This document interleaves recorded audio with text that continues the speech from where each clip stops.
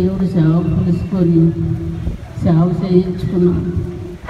మరి పాస్టర్ గారి తల్లి ఆనందపడతాను కథలో వారు మమ్మల్ని ప్రేమించి మళ్ళీ మంచిగా చూసేవారు. మేము అందరం ఒక దగ్గర కూడుకొని ప్రార్థన చేసుకునేవారు. అన్నయ్య మాత్రం ఒక్కోసారి చెప్పుకుంటూ ఏ టైం అందరూ ఒకేసారి నన్ను కూడా అక్క చెల్లెల్లాగా ప్రేమించేవారు. వాళ్ళ పిల్లలు కూడా బాపదముల పిల్లల్లాగా పిలిచేవారు. మరి చాలా సంతోషంగా ఉండేవారు. ప్రతి వచ్చాను అక్కడ అయినప్పటికీ నేను 10వ సంవత్సరం 11వ సంవత్సరంలో నేను అక్కడే వెళ్ళేదాన్ని. ఆయన ఒక వారం ఉంటే ఒక వారం వెళ్ళిపోయేటప్పుడు మా బావగారే నేను ఆటకాయతనంగా ఉండేదాన్ని. ఆటకాయతనం అంటే చిన్నతనం తెలియక ఉండి అయినప్పటికైనా ఆయన కూడా కార్తీక పురాణాలకి ఎక్కువగా తీసుకొచ్చేవారు. ఎప్పుడు తీసుకొచ్చేవారు, కార్తీక పురాణాలకు మాత్రం తీసుకొచ్చేవారు. ఎక్కడికైనా వెళ్తే ఆయన కూడా వెళ్ళేదాన్ని. మా ఏమనేవారంటే మీ చెల్లిలా అనేవారు. మీ చెల్లెలు కాదండి మా తమ్ముడు భార్య పెళ్లి చేసాము అండి. అప్పుడు 11వ సంవత్సరం వచ్చాడికి అర్థమయ్యి ఏం చేసి అలాగే తిరిగి అయినా పెద్ద అయ్యేదాకా కూడా ఒకలాగే ఉండేవారు. ఆయన ఎరుసగా కానీ ఉండేవారు కాదు, అంత ఇదిగా ఉండేవారు. ఎప్పుడు కూడా మేము ఏదానికి కూడా గొడవ కానీ దేనికైనా సరే వాళ్ళే చూసేవారు. కానీ మా అత్తగారి మాట్లాడండి చెప్పలేదు. మా అత్తగారి గురించి మా గురించి నరసయ్యమ్మ బాగా తెలుసు. మా నరసయ్యమ్మని మేమైతే ఆడ మనుషులాగా చూసుకుంటూ వెళ్ళాం కానీ భార్య మనుషులా చూడలేదు. కానీ అయినప్పటికైనా వాళ్ళు మేము కలిసే ఉండేవారు. దేవుడు పెనాయికి ఎలా ఉందో నాకు తెలియదు. ఎవరికి దేవుడు అంటే తెలియనప్పుడు మేము పత్తిలోకి వెళ్ళి హత్తుకుండేటప్పుడు అప్పుడు ఏమన్నదంటే నేను శుక్రవారం స్నానం చేసి నాకు చిన్నవాడు బట్టి అలవాటు గాజులుగా తీసి నగలు తీసి స్నానం చేస్తాను. ఆవిడ వచ్చేటప్పుడు ఏమన్నదంటే ఇదివా క్రైస్తవులాగా ఉన్నావు అన్నది. అంటే నేను అన్నాను క్రైస్తవులు అంటే ఎలాగుంటారు నాకు చెప్తావా చెప్పవా అని అడిగితే ఆదివారం శుక్రవారం అన్నది.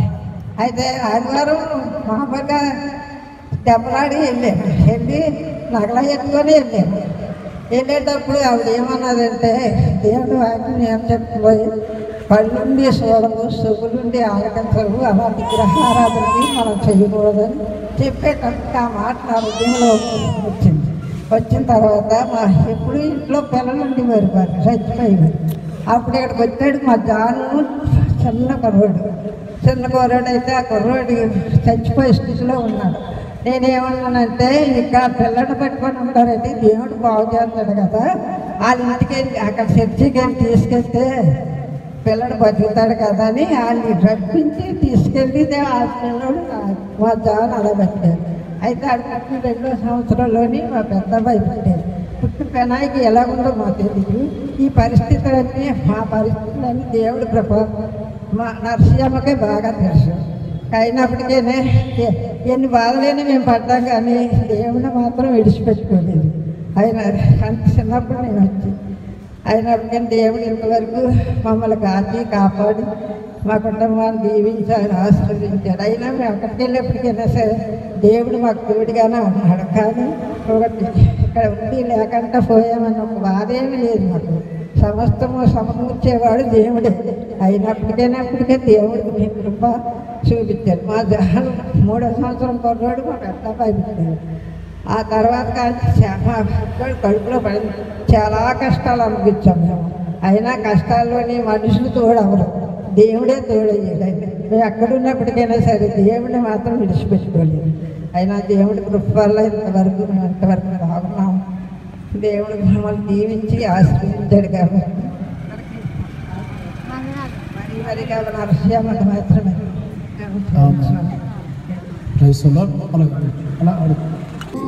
ఈ వస్త్రాన్ని తీసి వెనక్కి వేయాలని నేను మనవి చేస్తాను.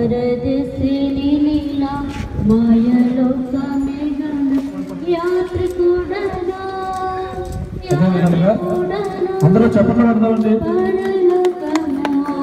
అదేవిధంగా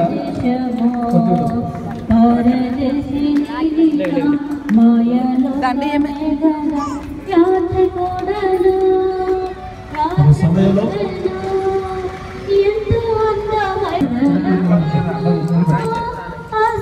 అమ్మగారు ఇక్కడికి వచ్చారు.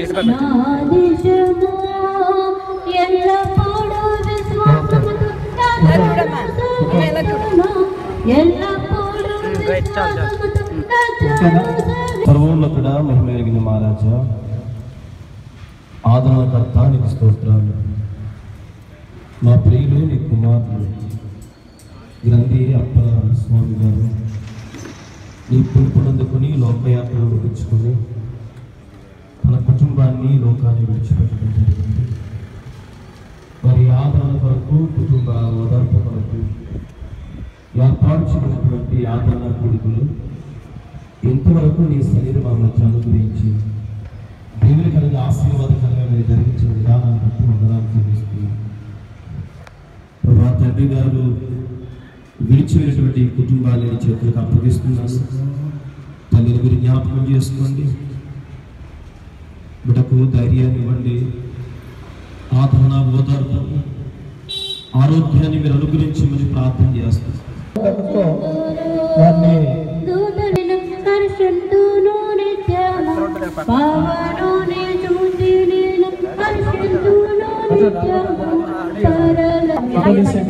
నేను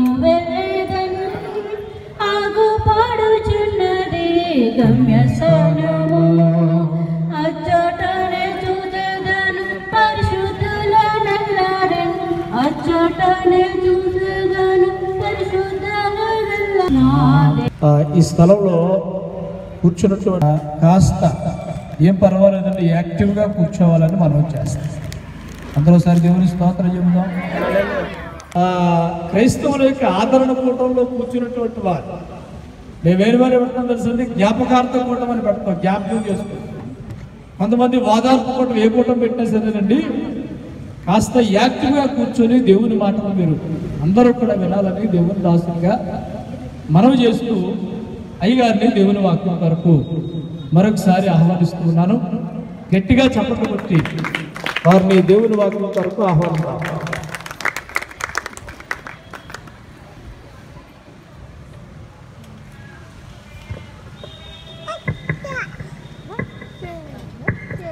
దేవునికి స్తోత్రాలు. ఇప్పుడు వచ్చిన మీకు అందరికీ ప్రభు నామమున క్రిస్మస్ శుభాలు తెలియజేస్తూ ఉన్నాం. చైర్మన్ గారికి నా వందనాలు. దైవ సేవకులు స్టేజ్ మీద ఉన్నారు, ఇంకా నా ముందు కూడా ఉన్నారని అనుకుంటున్నాను. వారందరికీ నా శుభాలు తెలియజేస్తూ ఉన్నాను. ప్రభువునందు నిద్రించిన అప్పల స్వామి గారి కుటుంబానికి, వారి బంధువులకు, స్నేహితులకు నిరీక్షణ సహితమైన సానుభూతిని తెలియజేస్తూ ఉన్నారు. నన్ను ఆహ్వానించి కొన్ని మాటలు చెప్పమని ఆ జాన్ గారు నన్ను అడిగినప్పుడు, ఇంకెవరైనా చెప్తే బాగుంటుంది, ఇప్పటికీ మీ మధ్య కొన్ని సందర్భాల్లో మాట్లాడాను, ఎవరైనా చెప్తే బాగుంటుంది అని నేను అనుకున్నాను, అన్నాను కూడా. ఎందుకంటే ఒక ఆయన నన్ను అడిగాడు, ప్రతి వ్యక్తికి దేవుడు ఏదో గిఫ్ట్ ఇస్తాడంటారు కదా, అయ్యగారు మీకు ఏమి గిఫ్ట్ ఇచ్చాడు దేవుడు అన్నాడు. అంటే నాకు అట్లా అంటే గిఫ్ట్లు ఏమీ లేవు, కానీ ఒకవేళ గిఫ్ట్ అని చెప్పుకోగలిగినట్లయితే దేవుడు నాకు గిఫ్ట్ ఇచ్చాడు అనుకుంటాను నేను అన్నాను. ఏంటంటే ఎవరైనా చెప్తే వినే గిఫ్ట్ నాకు ఉంది అని. వినడం చాలా అద్భుతమైన దేవుని వరం. రోజు గట్ట తక్కువ మాట్లాడిన వాళ్ళు 30,000 మాట్లాడతారట, ఎక్కువ మాట్లాడేవాళ్ళు ఇంకా 30 లక్షలు మాట్లాడతారేమో నాకు తెలియదు. వినేవాళ్ళు తక్కువ. యోహాను చివరి పుస్తకము రాసినప్పుడు అన్నాడు, ఈ ప్రవచన వాక్యములో చదువువాడును వినువాడును వాటిని కైకొనువాడును ధన్యుడు అని. ధన్యుల్లో వినేవారు కూడా ఉన్నారు. నేను వచ్చినప్పటి నుండి ఇప్పటి వరకు చైర్మన్ గారు మాటలు, వారు చదివించిన వాక్యాలు, మీరు ఆదరణ కొరకు మీలో కొంతమంది చెప్పిన మాటలు నేను వింటున్నప్పుడు నాకు చాలా సంతోషమైంది. దేవునికి స్తోత్రాలు. నేను అభినందిస్తూ కొన్ని మాటలు చెప్పడానికి ఈ సందర్భంగా నేను బైబిల్లో నుండి 3 వాక్యాలు మీకు చూపించాలి అనుకుంటున్నాను. ఈ 3 వాక్యాలు ముగ్గురు భక్తుల గురించి చెప్పబడిన మాట. లోకములో మిక్కిలి విలువైనవి వాటిలో శ్రేష్టమైనవి ఏమిటంటే మనుషులు.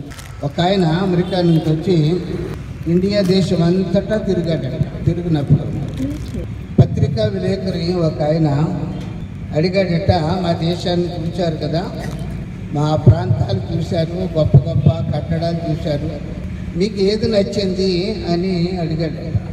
ఈయన అనుకున్నాడు తాజ్మహల్ నచ్చింది అంటాడేమో, లేకపోతే ఢిల్లీ నచ్చింది అంటాడేమో, ఇంకా గంగా నది మొదలైన నదులు, గోదావరి నదులు నేను ఎప్పుడు చూడలేదు అంటాడేమో అనుకున్నాడు. ఆశ్చర్యం ఏంటంటే ఈ దేశం చాలా గొప్పది, చాలా గొప్ప పరిస్థితులు నేను చూశాను, అన్నిటికంటే నాకు నచ్చింది ఎవరంటే ప్రజలు అన్నాడు. మనుషులు నాకు ఇష్టము అన్నాడు. చాలామందికి వస్తువులు అంటే ఇష్టం, ఆభరణాలు అంటే ఇష్టం, బంగారం అంటే మహా ఇష్టం. ఇది పండుగ రోజులు కదా, ఇంకా బంగారాలు ఎలా ఉన్నాయంటే అలా ఉన్నాయి.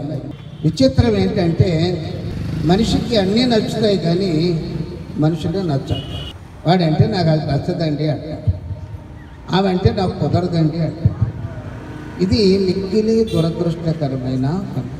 ఈవేళ మనుషుల గురించి మనము మాట్లాడుకుంటున్నాం, ఉన్నవారిని గురించి మాట్లాడుతున్నాం, మన మధ్య నుండి వెళ్ళిపోయిన వారిని గురించి మాట్లాడుతున్నాం. మనుషులు రెండు రకాలు, వస్తువులు రెండు రకాలు. గాలికి ఎగిరిపోయే రకాలు వస్తువులు కొన్ని, ఎంత గాలి వచ్చినా స్థిరంగా నిలిచి ఉండే వస్తువులు కొన్ని. అలాగే మనుషుల్లో కూడా గాలికి చెదిరిపోయే మనుషులు ఉన్నారు, గాలికి తుఫానులకు తట్టుకుని కష్టాలకు తట్టుకుని నిలిచి ఉండేవారు, నిలిచి ఉండబోయేవారు కూడా మనుషులు ఉన్నారు. వారిలో స్థిరముగా ఉండేవారిలో మరి మన మధ్య నుండి ప్రభు దగ్గరికి వెళ్ళిపోయాడు అని మనం చెప్పుకుంటున్నాం. అప్పటి స్వామి గారు కూడా ఒక దేవునికి స్తోత్రం. మనము గాలికి వెళ్ళిపోయే వాళ్ళుగా ఉన్నామా, లేక గాలిని తట్టుకుని కష్టాలు బాధలను తట్టుకుని స్థిరంగా ప్రభువునందు ఉండేవారుగా ఉన్నామా అని మనము ఆలోచన చేసుకోవాలి. మనం ఎవరిని గురించి మాట్లాడుకున్నా మనం సాధారణంగా కథ విన్నట్లుగా వింటాం, కానీ ఆ కథ ఎందుకు చెప్పబడింది అంటే ఒక నీతిని మనకి ఇవ్వడానికి ఆ కథ చెప్పారు. మరి ఇప్పుడు చిన్నపిల్లల పాఠాలు ఎలా ఉన్నాయో నాకు తెలియదు, కానీ మా టైంలో ఒక చీమ కథ ఉందనుకోండి, ఆ కథ అంతా అయిపోయిన తర్వాత కింద నీతి అని ఒక మాట పెట్టి ఈ చీమ మనకి ఏమి నీతిని బోధిస్తుంది అనేవారు. మరి ఇప్పుడు చదువులు ఎలా ఉన్నాయో నాకు తెలియదు. వీలైనంత వరకు అప్పుడప్పుడు చిన్నపిల్లల పుస్తకాలు కూడా నేను చదువుకుంటాను. ఓకే, క్రైస్తవులుగా మనము ఎలాగునా ఉన్నాము, ఎలాగునా ఉండబోతున్నాం. నేను 3 వాక్యాలు అన్నాను కదా, అందులో ఒక వాక్యము ఏం చెప్తుందంటే మనుషులట గాలికి చెదిరిపోయే పొట్టులాగా చెత్తలాగా ఉన్నారు అని. 1వ కీర్తనలో దుష్టులు అనే మనుషులు, ధన్యులు అనే మనుషులు 2 రకాలు ఉంటారు అని. కొంతమంది గాలికి చెదురుతూ ఉంటారు, వారికి గమ్యం లేదు. దుమ్ముకి, చెత్తకు, కాగితాలకు అది ఎక్కడికి వెళ్తుందో దానికి తెలియదు, గాలి ఎక్కడ తీసుకుపోతే అక్కడ పోతుంది. చాలామంది జీవితాలు అలాగనే ఉన్నాయి, వారికి ఒక గురి లేదు, గమ్యమో లేదు. ధన్యులు ఎట్లాంటి వారు అంటే తన కాలమందు ఫలమిచ్చు చెట్టు వలె ఉంటారు. ఇదొక వాక్యం. రెండవది, ఇంకా మొదటి వాక్యం చెప్తాను చూడండి. యోబు గ్రంథము 5వ అధ్యాయము 16, 17 చివరి 2 వాక్యాలు దయచేసి ఒకరు చదవండి. యోబు గ్రంథము 5వ అధ్యాయము 15, 16 వాక్యం. సమాధికి చేరినవు పరిశోధించి తెలుసుకొని చూచితిమి, అది అలాగనే ఉన్నది. ఈ మాట నేను ఎందుకు చెప్తున్నానంటే నువ్వు ఆలకించి నీ మేలు కొరకు తెలుసుకో. ఇది మామూలు మనిషి చెప్పిన మాటలు. మీరు వెనక్కి చదువుకున్నట్లయితే ఎలీఫస్ అనేటటువంటి ఒక వ్యక్తి, గొప్ప వ్యక్తి చెప్పిన మాట. ఈయన ఎవరంటే యాకోబు పెద్ద కుమారుడి పేరు ఏంటి? ఇస్సాకు పెద్ద కుమారుడి పేరు ఇస్సాకు పెద్ద కుమారుడి పేరు ఏశావు సంతతి వాడు ఎలీఫస్. వీళ్ళని ఏమన్నారంటే ఆ కాలంలో ఫిలాసఫర్స్ అన్నారు. అంటే మిక్కిలి జ్ఞానులైనటువంటి మనుషులు అన్నారు. మన కాలంలో గ్రీకుల్ని ఫిలాసఫర్స్ అన్నారు. తేమానీయుడైన ఎలీఫజు చెప్పిన మాటలు. ఎవరితో చెప్తున్నాడు? యోబుతో యోబు ఎవరు? గొప్ప భక్తుడు, గొప్ప ధనవంతుడు. అతడి కాలంలో అతడంత గొప్పవాడు లేడు అని దేవుని వాక్యమే చెప్తుంది. దేవుడు అన్నాడు అతడు యథార్థవంతుడు, న్యాయవంతుడు, నీతిమంతుడు, దేవుని యందు భయభక్తులు కలవాలి. కాంబినేషను కొంచెం విచిత్రమైంది. గొప్పోడంటే ఆ గొప్పోడి దగ్గరే ఆగుతారు. వీళ్ళందు గొప్పోడు లేడండి అంటారు. వీడు ఏం చేసినా గొప్పగా చేస్తాడండి అంటారు. ఈ మధ్యన అంబానీ గారి ఇంట్లో ప్రధానమో జరిగింది, పెళ్లి కూడా జరిగింది. అక్కడ ఏమేమి పంచిపెట్టారు, ఎందులో భోంచేశారు, గొప్ప గొప్ప అని అక్కడతో ఆగిపోయింది. ఈ మధ్య ఇంకొక ఆయన చనిపోయాడు. ఆయన కూడా గొప్పడే, టాటా. ఆయన గురించి ఏం చెప్పారు? తన రాబడిలో దాదాపు సగం కంటే పైన పేదలకు, దేశ ప్రజల కొరకు ఇచ్చేసాడు అని చెప్పుకున్నాడు. ఒక్కొక్కసారి గొప్ప అన్నప్పుడు డబ్బుల గురించి చెప్తాం, గొప్ప అన్నప్పుడు మంచితనాన్ని గురించి చెప్తాము. ఈ రెండు గొప్పలు కలిసి ఉండవు. ఒక్కొక్కసారి యోబులో ఇవి కలిసి ఉన్నాయి. ఆయన చాలా జబ్బు పడ్డాడు, శోధనకు గురయ్యాడు. అతడు బాధల్లో ఉండగా స్నేహితులు ఎంతమంది వచ్చారు? 3 వచ్చారు. తర్వాత ఇంకొకరు కలిశాడు, 4 వచ్చారు. మొదటి వాడు, పెద్దవాడు, అందరికంటే తెలివైన వాడు చెప్పిన మాటలు ఇప్పుడు చదువుకున్నాం. ఎలీఫస్ అనేటువంటి మనుషులు చెప్పిన మాట. ఈయన చెప్పిన మాటలు బట్టి మనకి ఏమర్థం అవుతుందంటే వ్యవసాయాన్ని గురించి చెప్తున్నాడు. టౌన్లో ఉన్న వాడికి వ్యవసాయాన్ని గురించి తెలియదు. బియ్యం ఎక్కడ కొనుక్కోవాలో తెలుసు, కానీ బియ్యం ఎక్కడి నుంచి వస్తాయో, ఎక్కడ పండుతాయో వాళ్ళకి తెలియదు. మేము పల్లెటూరులో పుట్టాము, పల్లెటూరులోనే పెరిగాను. దాదాపుగా మా నాన్న వ్యవసాయం చేసేవాడైనా కనుక కొంచెం వ్యవసాయదారులు పడే కష్టాలు నాకు తెలుసు. భూమిని సిద్ధపరచడం ఎలాగో, విత్తనాలు సిద్ధపరచడం ఎలాగో, పంటను పండించడం ఎలాగో, దానిలో ఉండే కష్టాలు ఇవన్నీ తెలుసు. ఇవి యోబుకు చెప్తూ అంటున్నాడు. ధాన్యము అనే మాట వాడు. నేను ఇందాక గాలికి ఎగిరిపోయే వస్తువులు ఉన్నాయి అన్నాను. గాలికి నిలిచి ఉండే వస్తువులు కూడా ఉన్నాయి. ధాన్యము అన్నప్పుడు గాలికి ఎగిరిపోయే పొట్టు ఉంది, గాలిని తట్టుకుని కింద పడే గింజలు ఉన్నాయి. మత్తయి సువార్త 2వ వాక్యం 3వ అధ్యాయంలో కూడా కొన్ని మాటలు ఉన్నాయి. చూడండి, మత్తయి సువార్త 3వ అధ్యాయంలో, సార్ నేను కరెక్ట్గా చెప్తున్నాను, 12వ వాక్యం చూడండి బాబు. ఆయన చేట ఆయన చేతిలో ఉన్నది, ఆయన తన కళ్ళమును బాగా శుభ్రం చేసి గోధుమలను కొట్టులో పోసి, పొట్టు 2 మాటలు ఉన్నాయి. పొట్టు ఉంది, పొట్టు ఉంది. పొట్టేమో ఇందాక నేను చెప్పాను కదా, గాలికి ఎగిరిపోతుంది. గింజలేమో క్రిందకి రాలుతాయి. చెదిరిపోయే పొట్టు ఉంది, గాదిలోనికి గాలికి పోయే పొట్టు ఉంది, గాదిలోకి చేరేటటువంటి గింజలు ఉన్నాయి. నేను ఇవన్నీ ఎందుకు చెప్తున్నానంటే, గాలి అనేది ఒకటి ఉంది, గాలి అనేది ఒకటి ఉంది, ఆరని అగ్ని అనేది ఒకటి ఇక్కడ చెప్పబడింది. ఈ మూడింటి గురించి మనం అందరము బ్రతుకుండగానే ఆలోచన చేయాలి. 3వ వాక్యము అన్నాను కదా, లూకా సువార్త 16వ అధ్యాయంలో ఇద్దరు మనుషులు ఉన్నారు.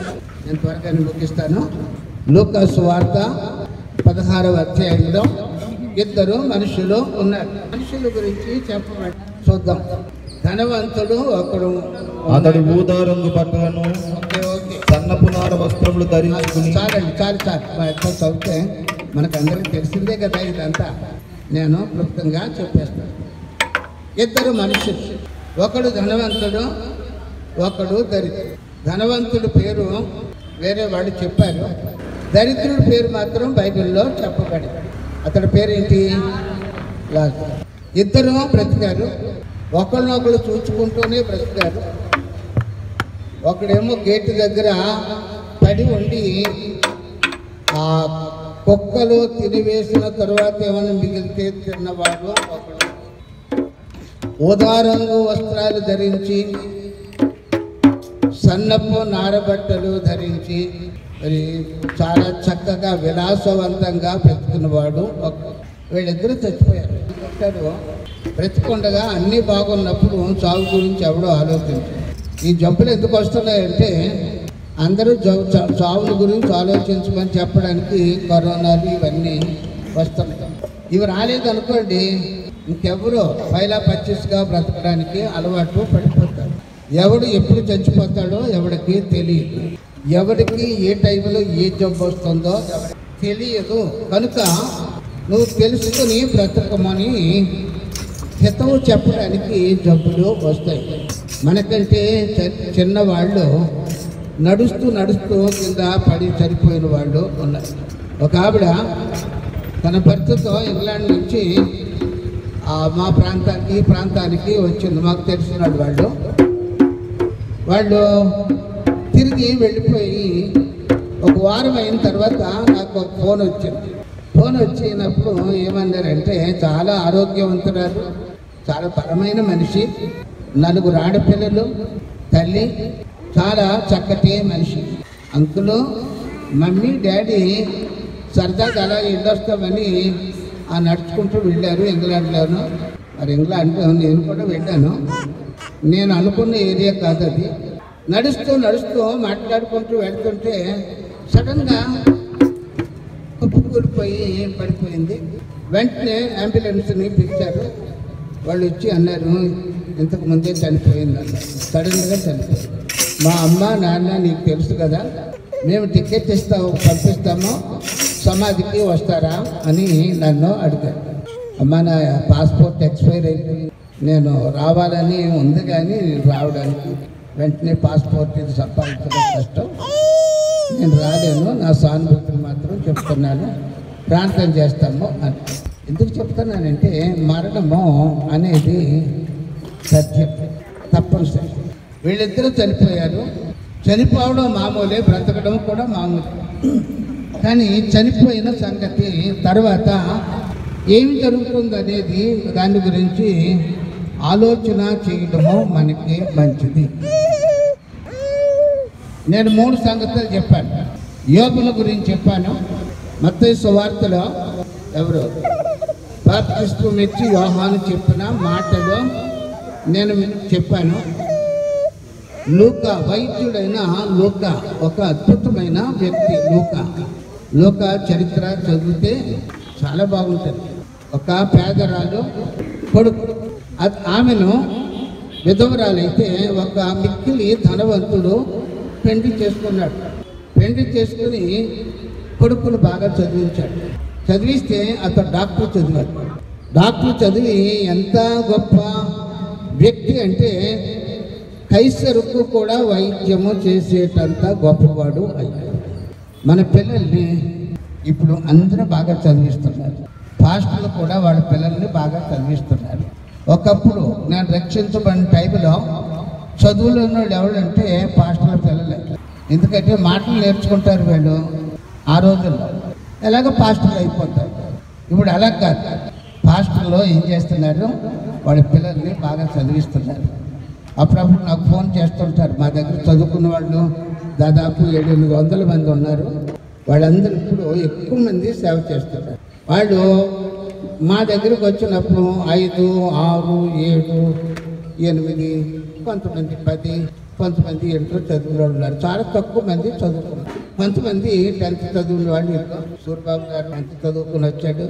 ఆ తర్వాత జాన్, ఆయన ఏం చదువు వచ్చాడు, ఆయన కూడా 10th చదివాడు అనుకుంటున్నాను, లేకపోతే ఇంకా అంతకంటే ఎక్కువ చదివాడేమో. చాలామంది నేను అనేవాడిని అన్ని జాతుల వాడిని పట్టుకోండి, ఎందుకంటే వాళ్ళకి మనం వెళ్ళి సువార్త చెప్పలేము.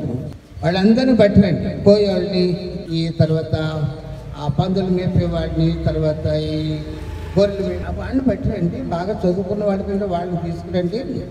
వాళ్ళు సువార్త చెప్తే వాళ్ళ ప్రజల మధ్య వాళ్ళు సువార్త చెప్తారు. ఇలాంటి వాళ్ళకి చాలామందికి ట్రైనింగ్ ఇచ్చాం. అప్పుడప్పుడు వాడు ఫోన్ చేస్తుంటారు. ఫోన్ చేసి, అయ్యగారు మేము స్కూల్కి వచ్చినప్పుడు మీరు ఏం చెప్పారో మాకు తెలిసేది కాదు, ఎక్కడ ఎలా కూర్చోవాలో కూడా తెలిసేది కాదు, ఎలా మాట్లాడాలో తెలిసేది కాదు. ఇవన్నీ మాకు ఒక క్రమంగా నేర్పించారు. మరి మీ పిల్లలు ఎంతమంది అంటే, మా పిల్లలు పలానండి, ఏం చేస్తున్నారు, ఏం చదువుతున్నారు. MBA చదివిన వాళ్ళు కొందరు, డెంటల్ చదివిన వాళ్ళు కొందరు, ఇంజనీరింగ్ చదివిన వాళ్ళు చాలామంది, డాక్టర్లు చదివిన వాళ్ళు కొంతమంది. ఎంతంత చదువులు చదివారు, మాకంటే ఎక్కువ చదివించారు. ఇప్పుడు అందరూ చదివిస్తున్నారు. ఆడపిల్లలు బాగా చదువుతున్నారు. ఇదివరకు ఆడపిల్ల పుట్టిందంటే చాలా తక్కువగా ఎంచేవారు. ఇప్పుడు మగపిల్లల కంటే ఆడపిల్లలు బాగా చదువుతున్నారు. చాలా సంతోషం. ఎవరో ఎందుకు, మేము 60లో ఈ ఊరికి పరిచయం. నేను 62లో వచ్చాను. 65లో అనుకుంటా రామాయమ్మని ఒక ఆవిడ, వాడు పెళ్ళికి ఎవరైనా ఉన్నారా, రాలేదా, పోయినసారి వచ్చారు. ఒక బిడ్డను చక్కన పెట్టుకుని వాళ్ళ పెద్ద అబ్బాయిని రాంబాబు మా చర్చి దగ్గరకు వచ్చింది. ఇందాక చెప్పాడు కదా, ఇక్కడ చర్చోగాడు చర్చికి వెళ్ళేవారు కదా, వచ్చి అంది ఇక్కడ ప్రార్థన చేస్తారంట ఎవరు అని అడిగారు. అప్పుడు నేను కాంపౌండ్లో లేను, నా భార్య ఉంది, ఆ సంవత్సరం పెళ్లి చేసుకున్నాం, ఇక్కడే చేస్తారు, ఎవరికి ప్రార్థన అంటే, మా అబ్బాయికి అండి వీడికి బాగుంటలేదు, పదే జబ్బు చేస్తుంది. ఇప్పుడు ఎంత మనిషి అంటే 6 అడుగుల మనిషి రాంబాబు, మంచి బలమైన చిన్న పిల్లోడుగా ఉన్నప్పుడు అతనికి జబ్బు. ప్రార్థన చేయమని అడిగినప్పుడు ప్రార్థన చేసింది, బాగా. ఆవిడ వెళ్ళి అప్పాయమని తీసుకొచ్చింది. అప్పాయమంటే ఇప్పుడు అప్పలస్వామి గారి భార్య. వాళ్ళు పిల్లలు పుట్టి చచ్చిపోతున్నారు, ప్రార్థన చేయమని ఆవిడ తీసుకొచ్చారు. వీళ్ళిద్దరూ గుడికి రావడం మొదలుపెట్టారు. మరి ఎవరు తీసుకొచ్చారో, ఇక్కడ నర్సయ్యమ్మ అన్నాడు, ఇందాక మాట్లాడారు కదా, ఆవిడ తెచ్చారు. తర్వాత చిన్నప్పాయమ్మని ఒక ఆవిడ ఉండేది, మెడ్రాస్లో సెటిల్ అయ్యారు అన్నారు. ఒకసారి నేను జ్ఞాపకం ఉందా మీకు, ఆవిడ వచ్చారు. వీళ్ళందరూ ఒకసారి నర్సీపట్నం వెళ్ళారా, మీకు జ్ఞాపకం లేనట్టు.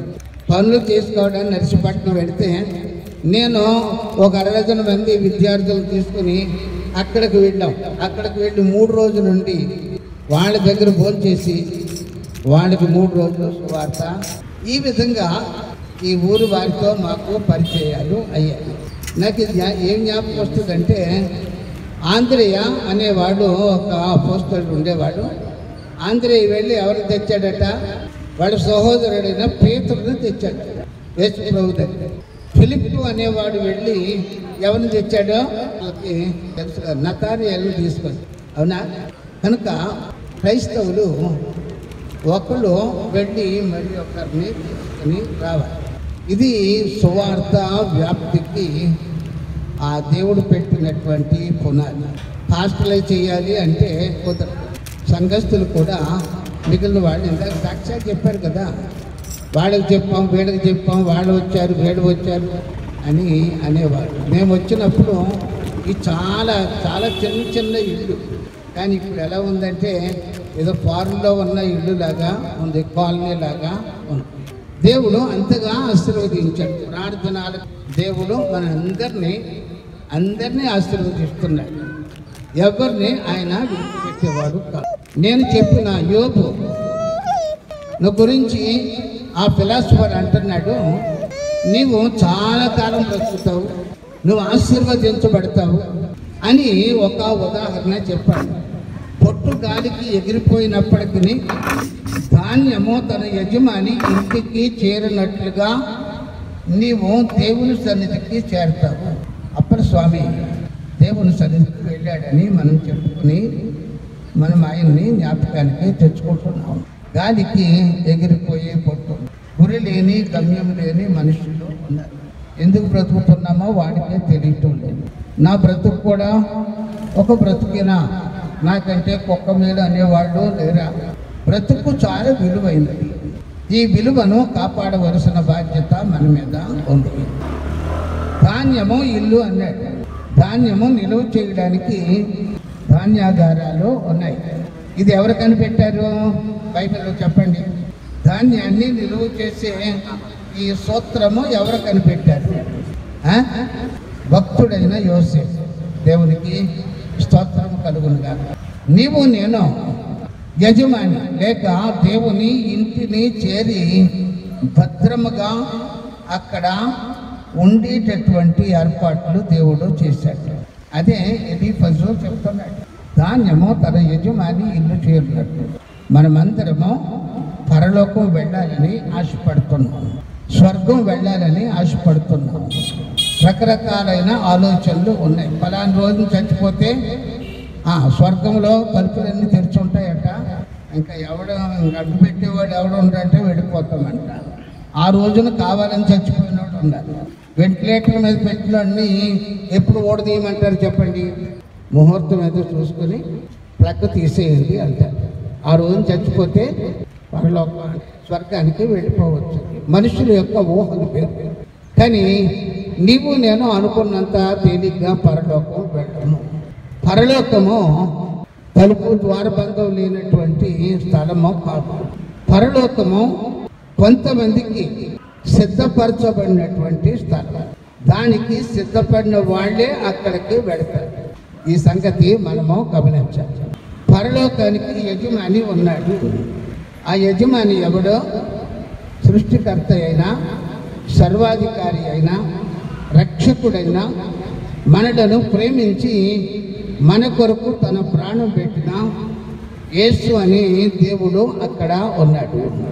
ఆయన దగ్గరికి మనము చేరాలని ఆయన ఈ లోకానికి వచ్చాడు.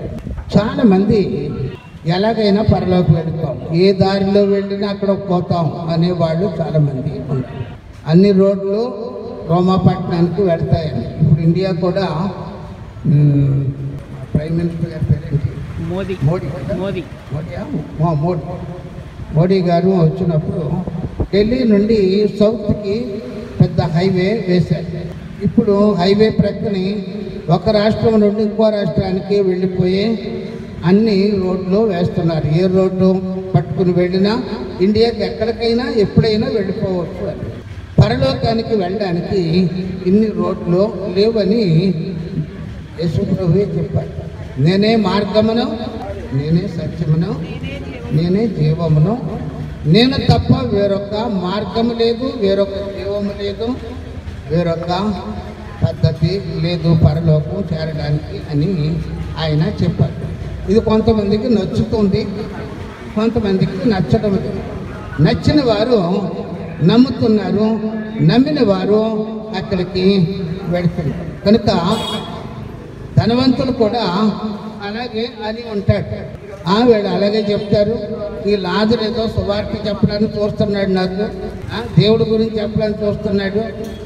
మాకు దేవుడు లేడేంటి? నాకు దేవుడు ఉన్నాడు కదా. ఇతడు చనిపోయిన తర్వాత దేవుణ్ణి ఏమని సంబోధిస్తున్నాడు చెప్పండి?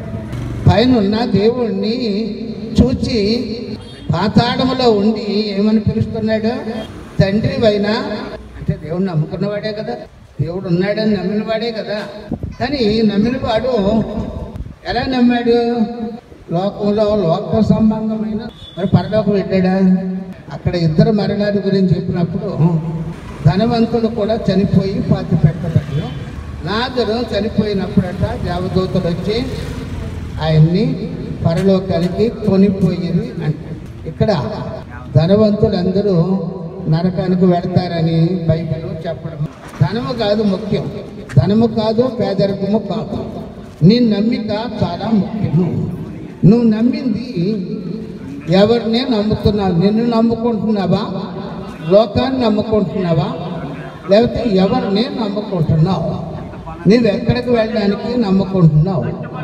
నువ్వు పరలోకం వెళ్ళాలనుకుంటే పరలోకంలో ఉన్న దేవుడు చెప్పిన మాటలను నువ్వు నమ్మాలి.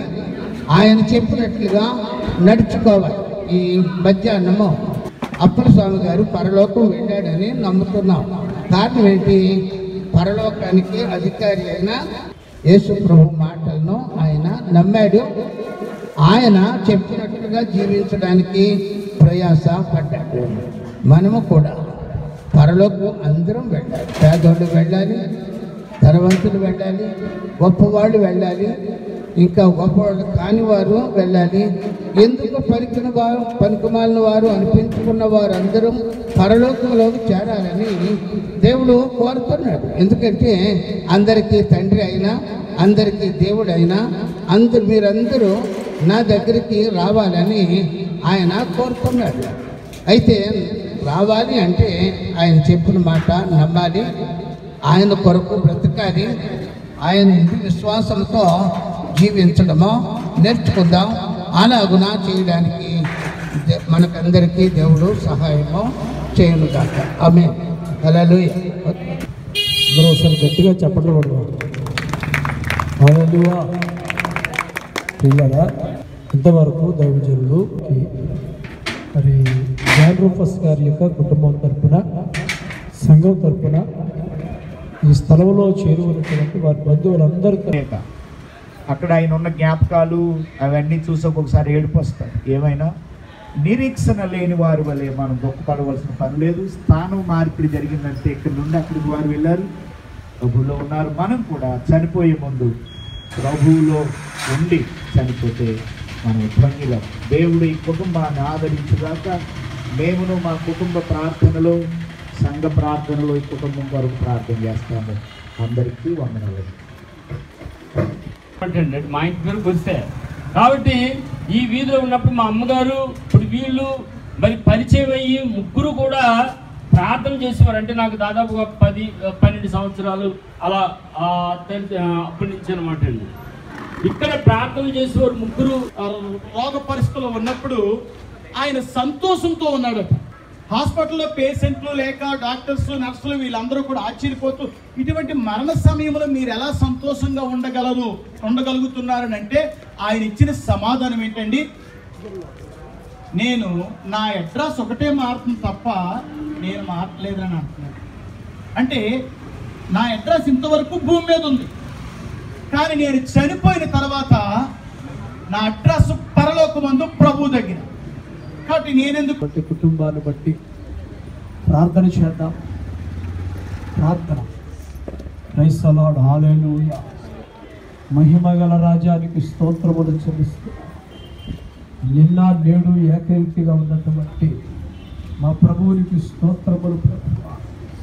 భూమిని ఆకాశమును అందున్నటువంటి సమస్తమును సృష్టించినటువంటి సృష్టికర్తానికి స్తోత్రములు. ప్రభు మంటి నుండి మానవుని తయారు చేసి ఈ లోకమందుంచి కొంతకాలము తర్వాత మరలా నీ సన్నిధిలోకి తీసుకుంటున్నారు.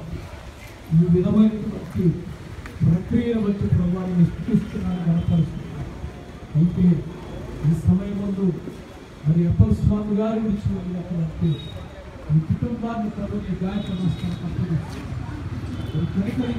కనికరించండి. ఈ కుటుంబాన్ని మీరు వాదార్చండి. ఎవరు వచ్చిన వారు కనీసం ఈ కుటుంబము కొరకు ప్రార్థన చేయాలని చెప్పేసి దేవునికి దాసునిగా నేను మనవి చేస్తున్నాను. ఇలాంటి సమయంలో మరి చక్కటి వాక్య సందేశం ఇచ్చిన, చక్కటి వాదార్థ మాటలు తెలియజేసినటువంటి ఈ గారందరికీ ప్రత్యేకమైనటువంటి వందనాలు. మరి తల్లిదండ్రులు, పెద్దలు, గౌరవనీయులు reverend doctor bishop S V Ratnamayya garu ప్రార్థన చేసి ఆశీర్వాదం ఇవ్వాలని చెప్పేసి ఈ సమయాన్ని వరకు అప్పగిస్తున్నారు.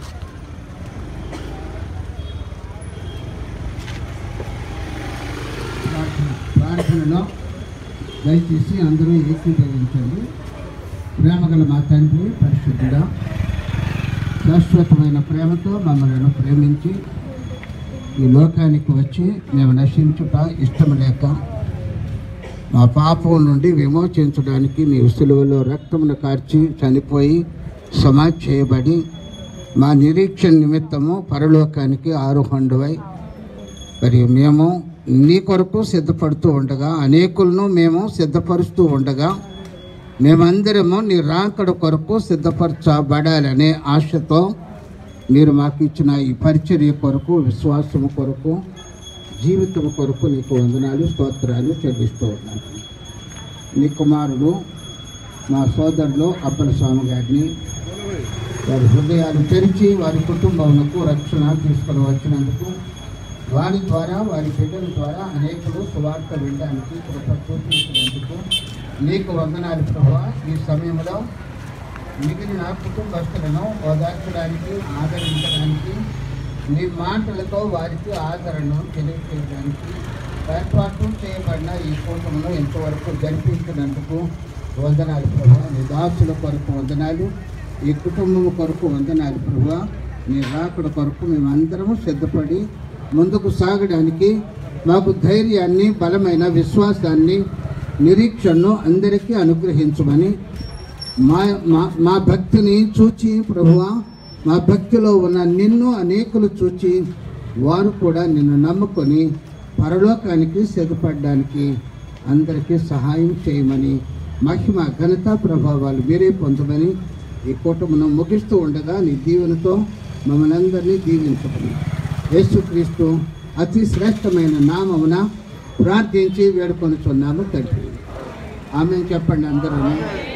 ఇప్పుడు మన తండ్రి అయిన దేవుని ప్రేమ, కుమారుడైన యేసుక్రీస్తు కృప, పరిశుద్ధాత్మని అన్యోన్య సహవాసం ఇప్పుడు ఎల్లప్పుడూ మనకందరికీ అలాగే జాన్ గారి కుటుంబానికి విశ్వాసులకును సదాకాలము తోడై ఉండి కాపాడును. ఆమేన్. హల్లెలూయా. ప్రార్థించినటువంటి అయ్యగారికి ప్రత్యేకమైనటువంటి వందనాలు. ఈ స్థలంలో చేరుకున్నటువంటి మరి గ్రంథి అప్పల స్వామి గారి యొక్క మరి బంధువులకు, స్నేహితులకు, ప్రతి ఒక్కరికి కూడా మా ప్రత్యేకమైనటువంటి వందనాలు తెలియజేస్తూ ఉన్నాం. పిల్లలందరి కొరకు కూడా మరి చక్కటి విందు ఏర్పాటు చేయబడింది. అందరూ విందు స్వీకరించి వెళ్ళాలని చెప్పేసి మరొకసారి మా యొక్క మనవి. ఆమె నా బంగారం తల్లి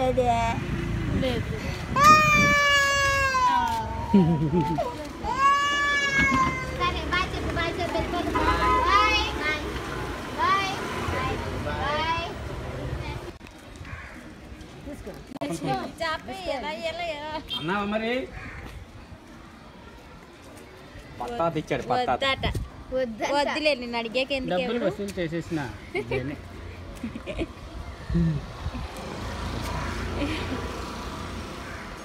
సరేలే, బాయ్ బాయ్ చెప్పు. బాయ్ తాతకి బాయ్ చెప్పు. తాతకి తాతి పెద్ద తాతి పోయి పైన చెప్పు. ఇక్కడే ఉంటాయి. ఇప్పుడు నేను వచ్చినప్పుడు నేను ఇక్కడ బాయ్ చెప్పు. మరి వస్తారా అలాగని. Bye bye.